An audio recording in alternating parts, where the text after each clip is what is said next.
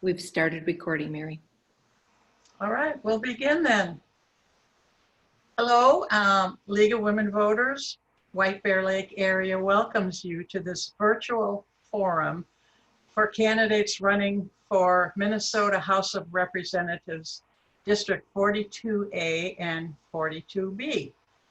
I'm Mary Santee. I live outside of District 42 in White Bear Township. I'll be moderating. This forum is not open to the public and is not being live streamed. The reason for that is to ensure minimal chance of cable interruption. It is being recorded and will be posted on our YouTube channel and the Roseville League of Women Voters YouTube channel. In addition, local cable stations will replay this forum on a schedule determined by them. Candidates, if for some reason your internet connection is lost, please call in using your phone. League of Women Voters is a trusted, nonpartisan volunteer organization that encourages citizens to participate in their government. Our mission is to support voter education and voter rights. While the League of Women Voters studies and takes stands on issues, we do not support or oppose any candidate or any political party. The goal of our forums is for voters to learn more about the positions of candidates who will be on the ballot November 3rd. All candidates for this election were invited to participate in the forum. The candidates for Minnesota House of Representatives in 41A are Kelly Moller and Candy Sina. For 41B, they are Sue Finney and Jamie Becker-Finn. Candy Sina declined our invitation to participate. So candidates will give their opening statements in alphabetical order, and after that, the beginning speaker will be rotated for each question, and then closing statements will be in reverse alphabetical order. Our timer will show a card when you have 15 seconds. Look for her picture. There it is, 15. And then stop when you have to finish your sentence. So, Jamie Becker-Finn, may begin your opening statement. You have 1.5 minutes. All right, thank you for inviting us to do this forum. My name is Jamie Becker-Finn. It's really been my honor to be the state representative for District 42B for the last 4 years. I think that I've been a really strong voice for our community and continue to be really engaged with everybody who lives in our district. My priorities are making sure that I'm working towards building safe and healthy communities for everybody who lives here, making sure we have strong schools where our students are supported, making sure we have clean air and water both now and in the future so that we can protect our outdoor heritage here in Minnesota, and then making sure that people have access to good jobs. And when I say good jobs, I mean a living wage, the ability to retire, and meaningful benefits that allow you to support your family. As I said, I've been in office since 2017, and I'm a mom, and outside of the legislature, I work as an attorney. I'm an assistant Hennepin County attorney. I've primarily worked on domestic violence cases in the city of Minneapolis.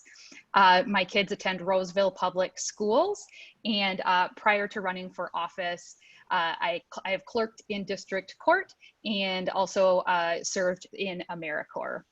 And I'm looking forward to the discussion this evening, and thank the volunteers for moderating this forum. Thank you. And the next to speak is candidate Sue Finney. You're on, okay. Hi there. It's nice to meet you all. Thank you for inviting me to this forum. Again, my name is Sue Finney. I'm a Republican endorsed representative for House District 42B. I live in Roseville and I have 2 adult daughters, and I've been married to my husband, Paul, for 28 years. I've been a small business owner in a healthcare technology industry and have a passion and experience for and deep roots in small business development, local business enhancements. It's important to maintain our local businesses' success and their ability to retain qualified employees with high-paying jobs. So I have a passion in the building business in our community. I'm also a licensed real estate agent, and I'm on the Government Board of Affairs. I worked for quality and affordable housing, advocate for fair and reasonable regulations to protect homeowners and renters, and I engage in our community leaders to ensure development of quality housing solutions for all of our residents.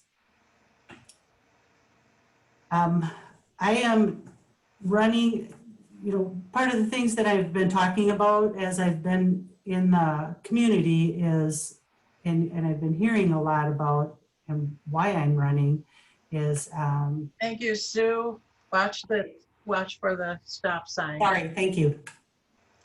And the third to speak tonight is Kelly Moller. May begin. Thanks. Thanks to the League for hosting this forum. I'm Kelly Moller, and I'm the state representative for 42A, Arden Hills, Mounds View, most of Shoreview, and a sliver of Spring Lake Park. I'm a mother, a prosecutor, and a 20-year Shoreview resident.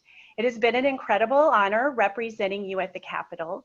Meeting with and listening to the people I represent has been my top priority. Thousands of you have reached out to me, and many of you have attended my numerous public events. Turning your ideas into action is one of the reasons why I love being your state representative. 2 bills I authored that passed since you elected me in 2018 were ideas directly from you. One of them allows people with disabilities more flexibility in choosing services. Based on the growing mental health needs of students in the Mounds View School District, of which I'm a proud parent, and across the state, I was able to pass a bill to require all teachers to receive training about student mental health. Another bill I authored passed as part of our criminal justice reform package. I worked with law enforcement to ensure that first responders can receive confidential mental health services after experiencing trauma at work. Because I'm a member of the Public Safety Committee at the legislature and have worked as a prosecutor and victim rights advocate for 20 years, I was glad to work with survivors of sexual assault and pass a number of bipartisan bills to ensure that our system works better to achieve justice for these victims. And there's so many other things I've been working on: affordable healthcare, environmental issues, and gun violence, and I'm excited to hear from you with your questions tonight. Thank you. Thank you. And we'll turn to questions now. These questions have been submitted on our League of Women Voters website, many questions.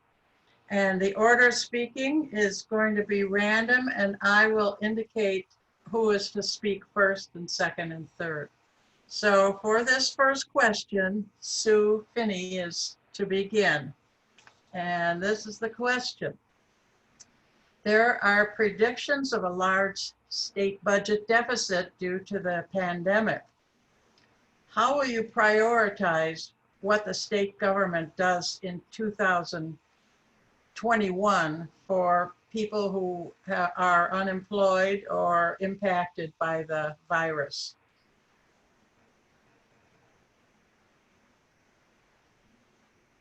You need to be mute. Turn on your mute. Turn off your mute. All right, thank you. Now begin.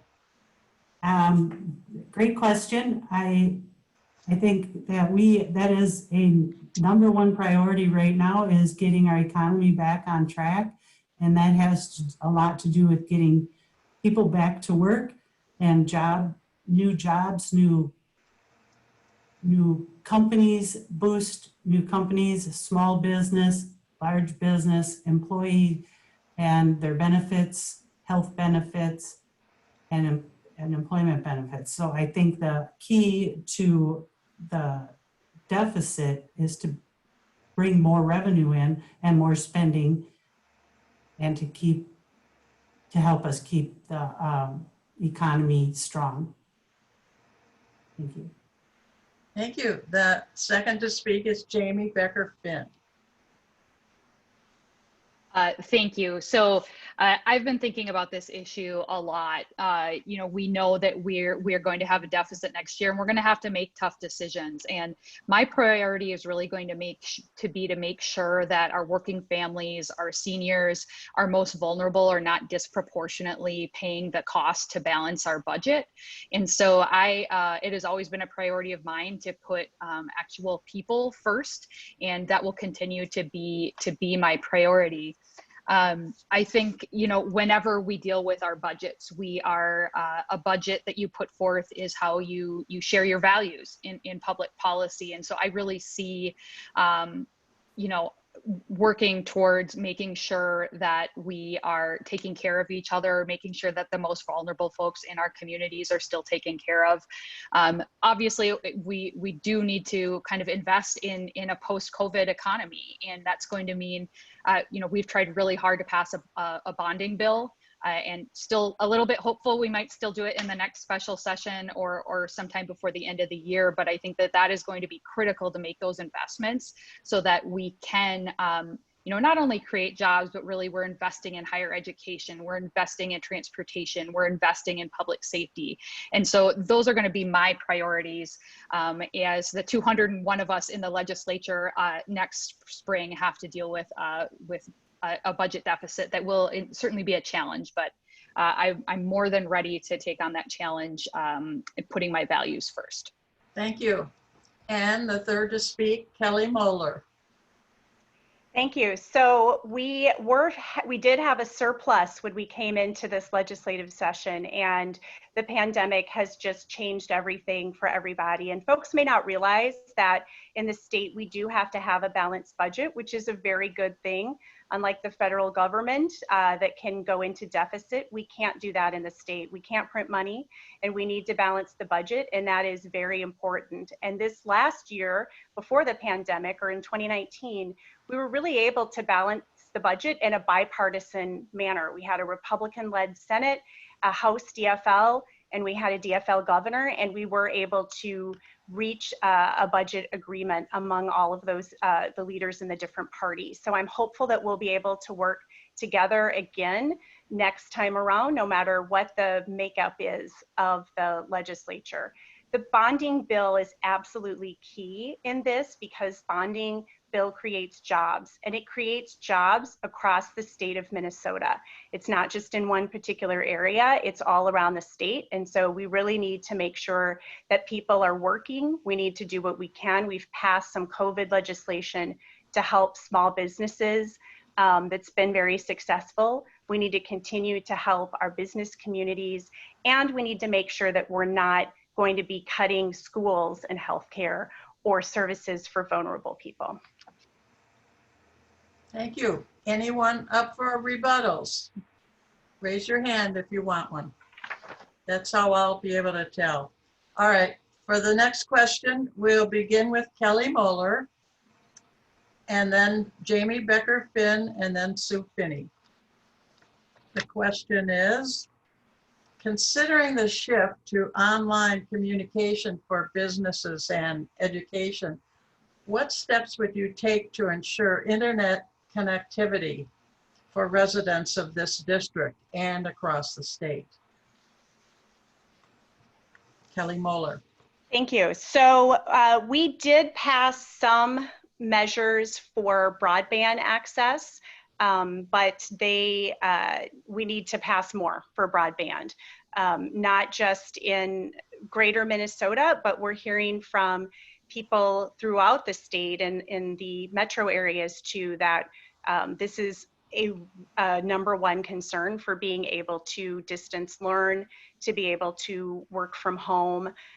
People need to be connected, and not everybody can afford the internet service that is necessary. So we need to make sure that it's accessible. Even if there is access, we need to make sure that people can get on it in order to do these distance learning and jobs that we're seeing right now with the pandemic. Thank you. Next is Jamie Becker-Finn. Becker-Finn, excuse me. Thank you. So I just would agree with what Representative Moller shared as far as, there are things we need to make investments in to increase broadband connectivity. One thing that I'm actually really looking forward to as we move forward is, we kind of, I think the days of having a lot of employees always physically in the same building and sort of the infrastructure that's involved with that, and really the spending that's involved in that, in heating and cooling large buildings and paying for transportation, on the impacts on our roads, on all those things.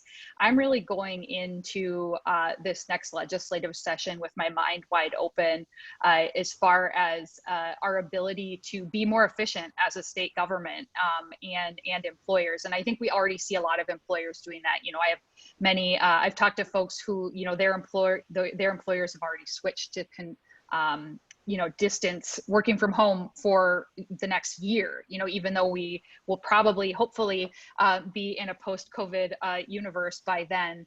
I do think that we've seen, it's not just the connectivity with the internet, but it's also making sure people have the devices that they need. And so, we see the county, for example, has changed some of our libraries into community centers where now people can get access to internet and the things they need to apply for health insurance and all those other things that everybody needs in our community. Thank you. And finally, Sue Finney.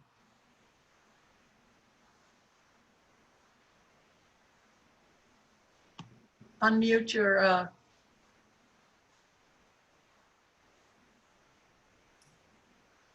So there's a lot wrapped up in this, and I think there's a lot of common sense ways we can do it and keep our economy and our budget intact. So one area I would say would be to take the money or look at the expenditures and the budget in detail and find out, so if the children aren't going to school, they're working at home or going to school, learning from home, some of those funds can be transferred to the parents so that they can provide and have their children have those devices at home and that access to internet at home. Another thing is the young children, I believe, need the interaction. All the children need the interaction with each other to some extent and safely. The youngest children, we can do some of the things in the community with our community currently, what we have in the community, the libraries and community centers, and we have beautiful parks and areas that have shelters and places to learn there. And we should use those and access those buildings that are already there to help to cover that. Thank you. Thank you. Okay, for the next question, Jamie Becker-Finn starts, then Kelly Moller, and then Sue Finney. This question is, what are some steps the state should take to address the racial disparities we see across our state? Well, so first of all, we need to listen to people in our communities. And one way we're doing that is we actually have a select committee to deal with racism as a public health crisis and to really talk about that. And I was really honored to be selected as a member of that select committee. We meet for the first time next week with co-chairs Representative Rena Moran and Ruth Richardson. As an Indigenous person, it's really has been a heavy lift this year and really ever since I took office with my colleagues in the People of Color and Indigenous Caucus to continually be raising these issues and making sure we're addressing them. you know, we know that we are at a pivotal point in our country, in our communities, in our cities, where people are really crying out to be heard. And so I think that that's an important thing we can do. We've certainly increased representation in some places, but there's more we can do to address that. And I think, you know, it's over 400 years have gotten us to this point, you know, 400 years of public policy decisions that have gotten us to this point. And there isn't going to be any one-stop shop. You know, there's not going to be one simple fix to something that is so ingrained into so many of our systems. But as challenging as it is, we absolutely need to take on those challenges. And I look forward to working with members of the community together to work on solutions that lead to everybody who lives here being successful, safe, and healthy. Thank you. And next to answer is Kelly Moller. Thanks. So systemic racism permeates many of our systems. People of color in Minnesota have worse outcomes in home ownership, in our school systems, in healthcare, and we're seeing it in the impacts of COVID. Climate change has a disproportionate impact on people of color. The criminal justice system also has a disproportionate impact, including police stops and searches and incarceration rates. And I can tell you, as someone who's practiced criminal law as a prosecutor and victim rights advocate for 20 years, I'm part of that system, and I recognize the need for our system to change. My friend and colleague, Representative Ruth Richardson, says these systems aren't broken. They're working exactly the way they're designed to work. And I was proud to support her resolution declaring racism a public health crisis. It creates a House Select Committee, the one that Representative Becker-Finn talks about, tasked with analyzing legislative work through an intersectional race equity lens. I was also proud to vote in favor of our criminal justice reform package that was led by the People of Color and Indigenous Caucus at the legislature. And that's only just the beginning. We have much more work ahead of us on this issue. Thank you. And finally, Sue Finney. You won't always be the last. Okay, no problem. So I believe that on this question that our state and our country has made great strides over the last 50 years. I don't believe we should throw away our foundation and all the progress we've made. There are wonderful people who have made absolutely amazing strides and suffered and worked and dealt with every kind of condition in order to make improvements in the racial disparity areas. I think it's always important to keep working on it, keep making better solutions, and not to throw away our foundation and our strength. I believe that we should support our communities, including supporting law enforcement and our government and our healthcare workers and first responders. Our government communities should have maintained their accountability, and the continuous improvement should be a very strong effort going forward. And then communicating these practices and policies and enforcing them is a key factor in moving forward in this area. Thank you. Any rebuttals? Okay, we'll move on to the next question. And Sue Finney, you begin this one. And it's on the climate. Governor Walz is pushing for a Minnesota state goal to be carbon-free by 2050. If you are elected, will you support this? Please explain why or why not. So I think that this is a very complex situation. I think that we need to look at what our situation is and not what all the states can't do the same thing or shouldn't do the same thing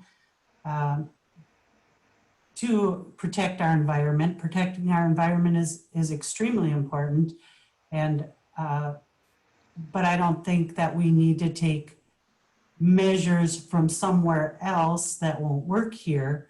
I think we can make our own decisions, And that's what government is about. It's about the people making decisions together and not governor down, I guess I would say. I support the environmental work that is happening, and that it should be done in a timely and financially sound manner that supports our businesses, our workers, and our farmers. Thanks. Thank you. And next to go is Kelly Moller. So climate change is real, and I believe in the science around climate change. And not only do we have the experts telling us that it's real and that we're in a crisis situation, we can actually see and feel the effects of climate change. Our West Coast is literally on fire right now, and we have more intense hurricanes and weather patterns throughout the rest of the country. Minnesota has seen an increase in rainfall. We have 40%, I believe, of our water is impacted or polluted. This is a real thing, and we're getting to the point of not being able to turn that around, in part because of the oil and gas industry putting up a huge roadblock to us achieving this. In the United States, we are behind other countries that are ahead of us in dealing with this. Addressing climate change is not only necessary for the future of our planet, but it also is a way to increase jobs in the state. Solar and wind technology are one of the fastest growing industries, and these are good paying jobs, and we should be promoting that. As far as the 100% clean energy by 2050, I absolutely support that. And actually, Xcel Energy is already on track to achieve that without this legislation. So I am behind that legislation, and I will fight to protect this planet for future generations. Thank you. Now, Jamie Becker-Finn. Thank you. So first, I'll answer the question first. Yes, absolutely. And as Representative Moller noted, we even have energy companies like Xcel Energy making that commitment as well, because it makes sense for our planet. It makes sense for individuals, and it makes sense for businesses, really, to make these investments in our future. And I'm endorsed by the Northeast Metro Climate Caucus, and am part of our legislative caucus. We have a climate action caucus that both Representative Moller and I participate in and are committed to, and these things also have impact on agriculture, on transportation, on so many different areas, but we absolutely need to make those investments sooner rather than later. I think a lot of folks kind of have thought, oh, it's such a big problem and it's so far off. And as we see, increased storms on our coasts, the forests on fire on the West Coast, the temperatures changing here, the impacts on pollinators, on our plants and animals here, on our environment. Climate change is real. You can see the impacts every day if you're paying attention. And I'm absolutely committed to taking this challenge head on, despite some of the pushback. I think that our kids and grandkids and really in our own lifetimes, we will see continuing impacts of this. And so we have to address it now. Thank you. Any rebuttals? Okay, go to the next question. The first to speak will be Jamie Becker-Finn. Many Minnesotans rely on employee health care coverage and are losing that coverage due to layoffs. Good health care is critical during the pandemic. What would you do about this?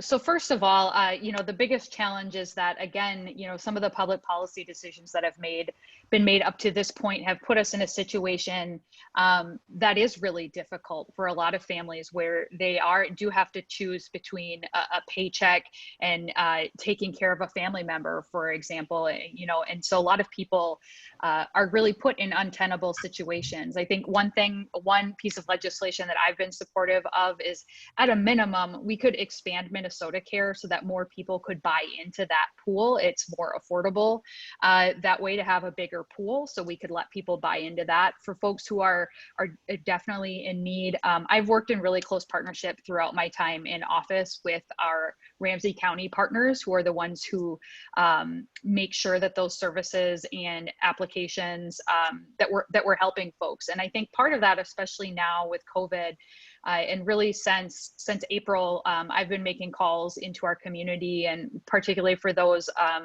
who live in rental housing and maybe don't have the wealth and the ability to get by. You know, most folks don't have a large savings account to get by when times are tough. But doing that outreach and making sure that we're reaching everybody in our community. And so I think, you know, healthcare is a human right, and we need to treat it as such. And it is directly related to other outcomes, those disparities that were mentioned earlier. Healthcare is part of that as well. And so another challenge I'm happy to take on. Thank you. Next is Sue Finney. So unmute yourself. Thank you. Okay. So I think that the fight for healthcare is a #1 priority. So we need to fight for healthcare choices and competition in healthcare. We need to have full availability and fully affordable. One of the ways to do that is to make sure that we get our jobs back on track, and our jobs growing, our city growing, and all the people able to make their own decisions and feel proud of earning their healthcare benefits, their wage, their living wage, and be able to get people back to work. So my strength in that is just choice, competition, availability, and affordability. Thank you. Thank you. And finally, Kelly Moller. I agree with Representative Becker-Finn that healthcare is absolutely a human right. People shouldn't have to choose between feeding their family or paying for their medications, or they shouldn't have to settle on a medication that isn't effective for them or as effective for them because it costs less. I just talked to a woman the other night who said that that was what she was forced to do because her medications are too expensive. You know, what we're seeing in large part with this healthcare problem in the US is really high greed and profits, especially in the pharmaceutical industry. And there are so many things that we need to look at, both with pharmaceuticals and bringing those costs down, like through the price gouging measure, the price gouging bill that we had in the House that unfortunately didn't pass. We did pass the Prescription Drug Price Transparency Act. So that's really good, but there's a lot more we can do with that. We also need to offer people more options, and that Minnesota Care buy-in is absolutely something that we should be doing right now, especially in light of COVID. I've never really understood why insurance here is tied so closely to employment. That's a problem for a number of reasons. It also makes small businesses, it makes it harder for them to compete with larger businesses. So everything is on the table. We've got to look at expanding options for folks. Thank you. Any rebuttals? Yes, Sue Finney. As a small business owner, I found that my employees were more than happy to have choices in their healthcare coverage, and it takes pride, and it gives you your own decisions, and you can make your decisions for your own family. I don't think that, I think there should be all coverage, and those people who are in hard situations and are not able to work absolutely should be covered. So I do believe in full coverage for everyone, but I also believe that just because it's within an employers are helping pay for it, doesn't detract from it at all, and it's still the employees' earnings, and that they're proud of. Thanks. Thank you. Okay, we'll go. Any other rebuttals? Okay, we'll go to the next question, and the first to speak is Kelly Moller. And the question is, higher education is very expensive, but Minnesota needs a well-educated workforce if we are to prosper. How do we as a state make higher education, whatever form that may take, something that everyone can afford? We, unfortunately, in Minnesota, we're really good at a lot of things in Minnesota. Unfortunately, our student debt is in the top 10 in this state, and that is simply unacceptable. I recently talked to a woman who said that she had more in student loan debt to pay off per month than the cost of her rent in Minneapolis, and it's not like rent in Minneapolis is cheap. So it is a problem for a lot of folks. In 2019, the DFL supported a tuition freeze at public institutions. Unfortunately, that didn't pass. We were able to pass some funding for grants and some other things related to tuition, but we definitely need to be doing more in that area. One thing I'm really excited about is what our school district does here in the high school.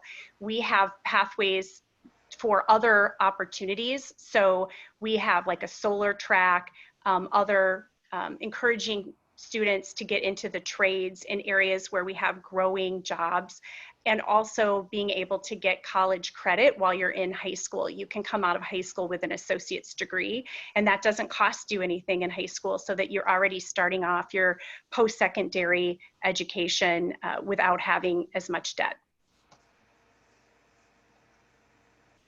And next is Jamie Becker-Finn.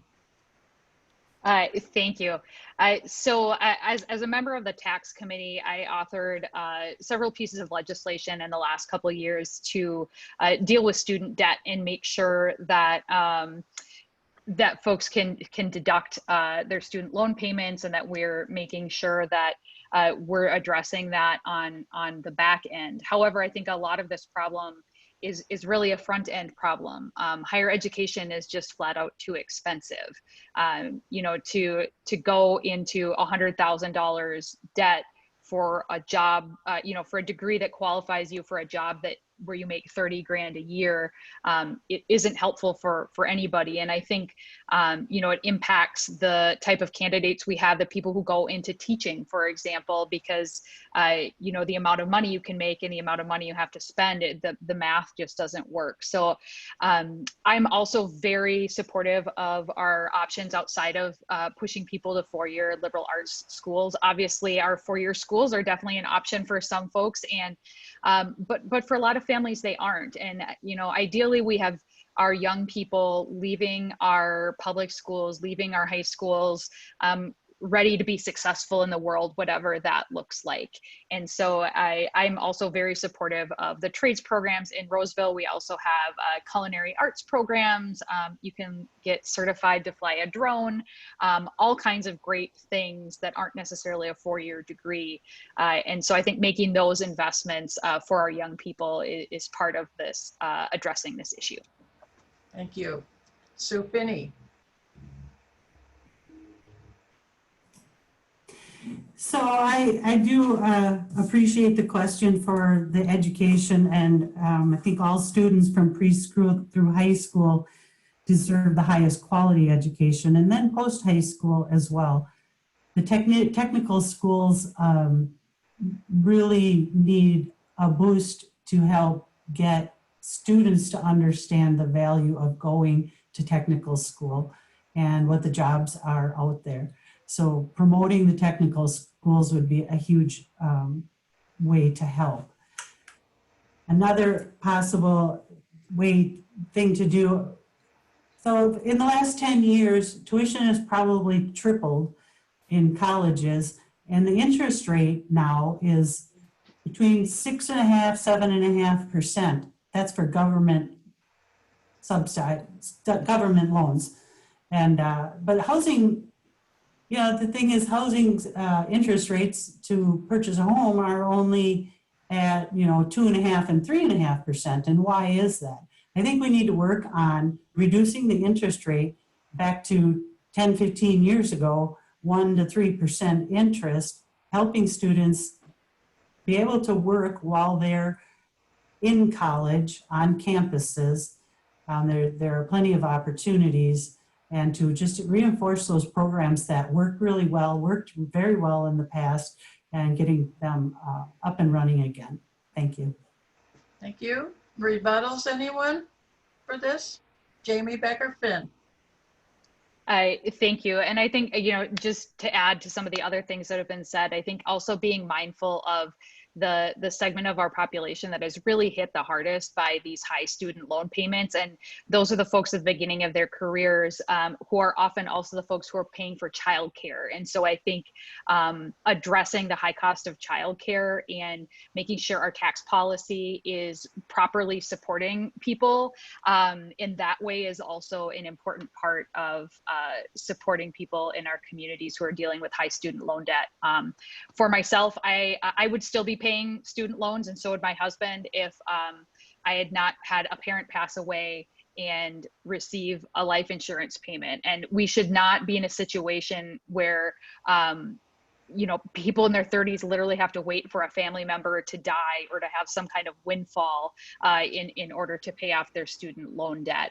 It's really an untenable situation and is not a path to a safe retirement and prosperity in the future. Thank you. Other rebuttal? Okay, we'll go to the next question, and Sue Finney is the first to speak on this one. The legislature recently passed the police reform bill to increase accountability in policing. What are other areas in the criminal justice system that require reform and which you would prioritize? Well, I think I go back to, really supporting our communities, means really supporting our law enforcement, our healthcare workers, our first responders, and our government and communities really have to be accountable. All of those areas, in all of those areas, it's natural and normal to have continuous improvement, but I think what we could improve on also is communication practices and policies to see how it's working, what's not working, and how we can be supportive in those areas. We as community people, community leaders, residents, homeowners, students, everyone that lives in our communities and in our state deserve to have a say or to understand what's being done and what is working, what isn't working. So I would push for accountability, continuous improvement, and communication practices. Thank you. Next, Kelly Moller. So I have devoted my life's work to protecting the public. I have worked as a prosecutor and a victims' rights advocate for 20 years, and I've prosecuted felonies throughout the state of Minnesota during this period of time. I have authored about 10 bills involving public safety, including those related to sexual assault, domestic violence, DWI, and theft, and many of my bills passed over the last 2 years. The ones that didn't pass, I will introduce again if re-elected. And I'm really excited about one of the bills that passed in 2019, created a working group on reforming our criminal sexual conduct statutes as a result of women not being believed, not having their cases prosecuted, really looking at all of our current laws on that topic and coming to the legislature after many, many hours of meeting with a number of stakeholders and presenting us with a report of recommendations to change our laws to better provide justice for victims of sexual assault. So that report will be coming out in January of 2021.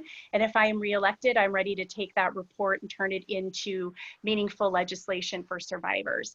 Another area that we have to work on is firearms. It is absolutely unacceptable that we haven't passed red flag laws and universal background checks in this state. There are some other areas with gun violence prevention that I'm also interested in working on. And of course, we still need to do more criminal justice reform measures. The bill we passed in the special session was just a start. Thank you. And Jamie Becker-Finn. Thank you. So first of all, the reform package compromise bill that passed this summer was just a first step. I think there are absolutely still things we need to increase accountability with the licensing of police officers and just the other pieces of our policing system can be improved to better serve the public. And another piece is, I think, that I hope that we can have a real public discussion about is the concept of cash bail. And so as a prosecutor, I take it very seriously.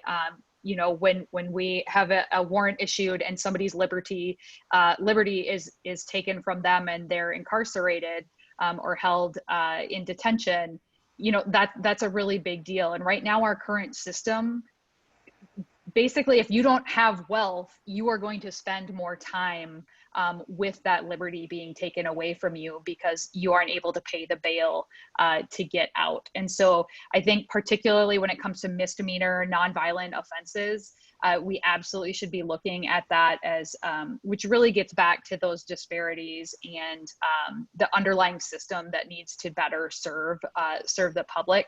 So I'm looking forward to working on all those issues, as well as being a partner really with Representative Moller on her good work on sexual assault. And also as a prosecutor, I've worked primarily in the area of domestic violence, and I will continue to be a champion for those issues as well. Any rebuttals for this? Okay, next question begins with Kelly Moller. What should the legislature do to address affordable housing in District 42?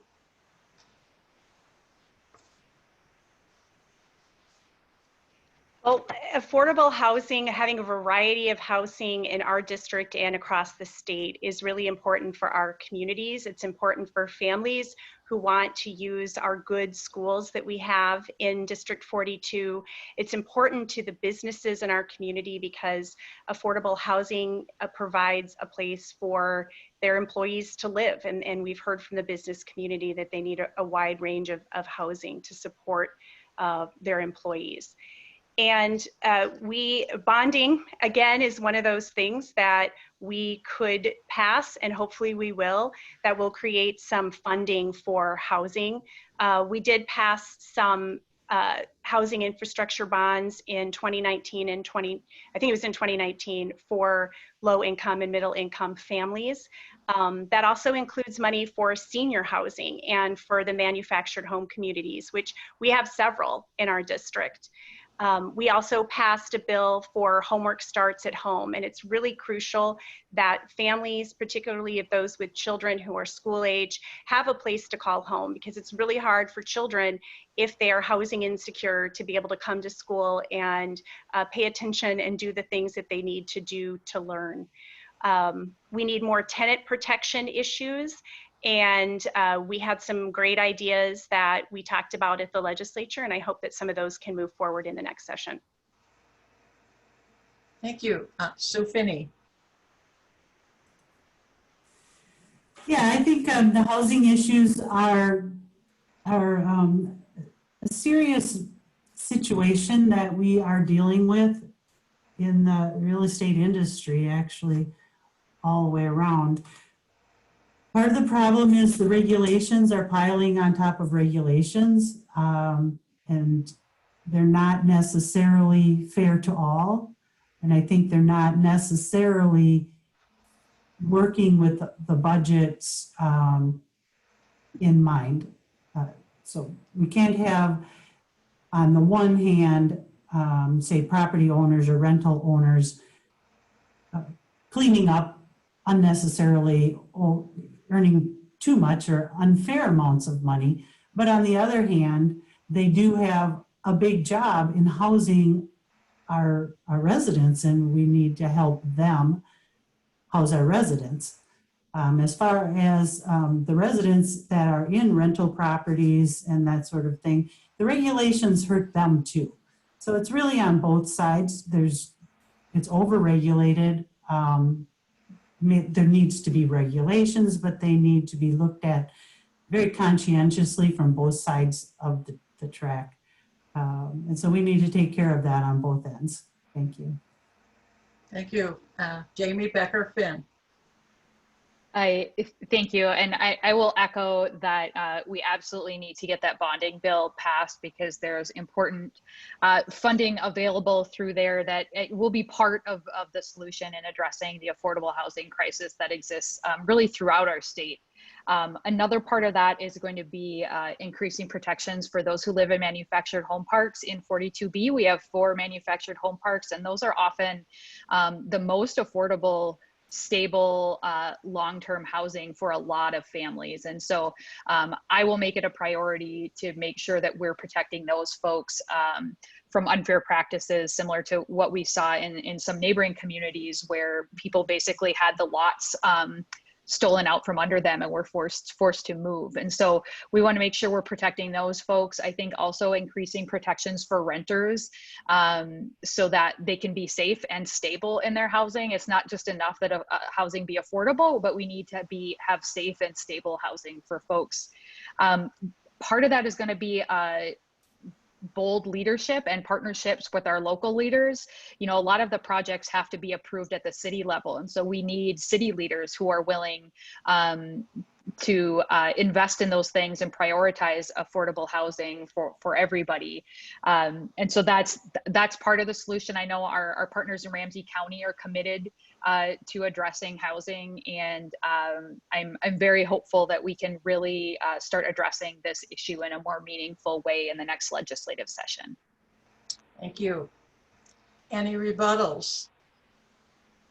Okay, this next will be our last question, and we will begin with Jamie Becker-Finn. What is the #1 goal you would put at the top of your to-do list, and how could this goal be achieved? Well, that's quite the question. I think the reality is that, you know, overall, we're going to have to deal with the budget, and we're going to have to make some hard decisions and make sure that we're prioritizing, you know, working families, seniors, the most vulnerable in our communities. And so being sort of bold in our leadership there and making sure we're addressing that. As far as for me personally, and a bill that I was able to get passed that is something I'm really proud of is the No Child Left Inside bill, which created a mini grant program so that nonprofits and schools and other groups can access funds to get more kids outdoors. We know that getting kids outdoors has benefits for their brains, for their mental health, their physical health. I think more than ever with what we've been through so far in 2020, those experiences and those benefits that being outdoors bring to young people is more important than ever. And so that is something that I'm really proud of, that I'm going to be working on getting creative and figuring out a way that we can continue to fund that, because I think that that really has some important benefits for children and families down the road as well, to really build that outdoor comfort in the outdoors. I always say, you know, if you want somebody to become a hunter later on, if they're not comfortable being outside, period, you're not going to get them to a point where they're outside for long amounts of time to go hunting or fishing. And so those pieces of our Minnesota heritage are really important to me. And so on top of the less fun issues, that's something that's important to me that I will definitely be working on next session. Thank you. Sue Finney next. Okay. I think that our economy is our #1 challenge coming up, and that would be, again, the most important thing to help people feel secure, feel proud, and have good health, good mental health, good physical health, is to get our economy back on track. And the way we do that is to get our jobs back on track, to improve our jobs, to improve employees' pay and their benefits, and their choices and their options. Just a free economy is a #1 priority. So we have to fight for all of those things that the economy will bring. It will bring our safety, our health, and energize business development. So that would be the direction that I would work. Thank you. And Kelly Moller. Education issues have always been really important to me. I chose to live in this community in large part because of the wonderful school system that we have. And I know that's true for a lot of other folks who live here too. That's always been a priority. I'm a member of the Education Policy Committee at the Capitol, but it's even more of a priority now in light of the pandemic. And as school is just starting up here in September, we want to make sure that our children are able to learn, but we also want to make sure that our children stay safe and that our families, staff, and administrators stay safe as well. So I'm going to be paying a lot of attention to what's going on, not only in our school district, but in schools throughout the state, particularly when it comes to children with disabilities who may not be able to access the distance learning, or families who, as we talked about earlier, are unable to access the internet or have the devices they need or have English language learning issues. So I'm really going to be concerned about those kiddos. We already had really high racial disparities, a big opportunity gap in the state for students of color. And so I'm also concerned about that and want to make sure that we're not only addressing that, but we're not getting worse as a result of COVID. So those education issues and then mental health of our students, which is something I've already prioritized, I will continue to prioritize that as well. Thank you. And we have a rebuttal. Jamie Becker-Finn. Thank you.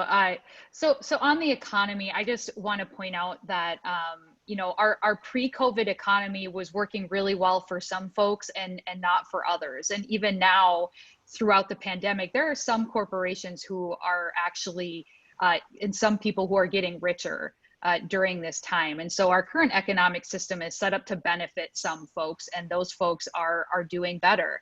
And so I will be really leaning into making sure that we are building a post-COVID economy that values real people and workers, and also folks who have worked their whole lives, and making sure that we have retirement security for folks. So I think that as we think about the economy, we do have to be honest that it's a system like many other systems that benefit some and not others. And I absolutely think that actual people and normal folks like most of us should be the ones that we're investing in, and not necessarily the rich becoming more wealthy.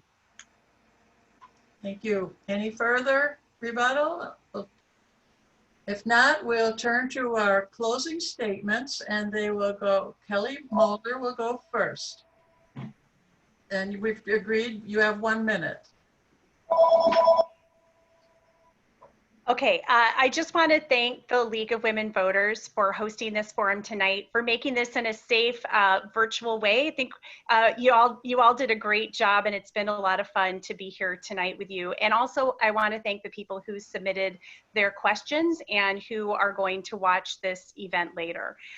For anybody who had questions, anybody who lives in 42A who had questions and you didn't get your questions asked, or you want a little more of an explanation of maybe something that I said, I am happy to talk to you anytime, and you can email me. You can find my email address on my website. It's votekellymoller.com. And I would be glad to schedule a time to talk on the phone with you, again, if you have anything that didn't get answered. I also just want to encourage folks to early vote, and you can go to mnvotes.org. Early voting is starting on September 18th, and there's a lot of different ways that you're able to exercise your right to vote. Thanks. Thank you. Sue Finney, your closing statement. Thank you, and thank you for inviting me tonight. I've enjoyed the conversation. I just wanted to say that I will work as a representative for this county, for this state and location. with integrity and with authenticity and a strong and realistic voice in the House. I can be reached at Sue Finney for mnhouse.com, and I would love to have a conversation with all of our voters. So please reach out if you have any questions for me, and thanks again. Thank you. And finally, Jamie Becker-Finn. I also want to thank all of you for transitioning to this virtual League of Women Voters Forum, a little different than usual, but I've really appreciated the ability to share with folks. I'm proud to be the DFL endorsed candidate. It really has been an honor to serve this community for the past 4 years. I will continue to be a strong voice for strong public schools that support students, for safe and healthy communities for everybody, for clean air and water for future generations, and good jobs that benefit all of us. I also welcome folks, if they want to hear more, if they have specific questions, you can find out more at Becker-Finn.org. There's a way you can contact me there. I'm talking to voters 5 nights a week, calling folks on the phone. I'm happy to follow up with anybody. And finally, you know, and it really, I can't say enough about how great our community is, and my faith that we will continue to move forward despite everything going on. I will continue to work hard. I will continue to put people first. And I thank you for listening, and look forward to talking to more of you in the coming weeks. Remember to vote. Thank you all. That concludes our forum for candidates for Minnesota House of Representatives in districts 41A and 41B. Thank you, candidates, for coming forward to run and for speaking to voters about the issues. Thanks to our viewers for watching, for your interest in becoming informed voters. We will put all of our forums on our YouTube channel, and you'll find links to recordings for all the candidate forums on the LWV White Bear Lake area website, lwv-wbla.org.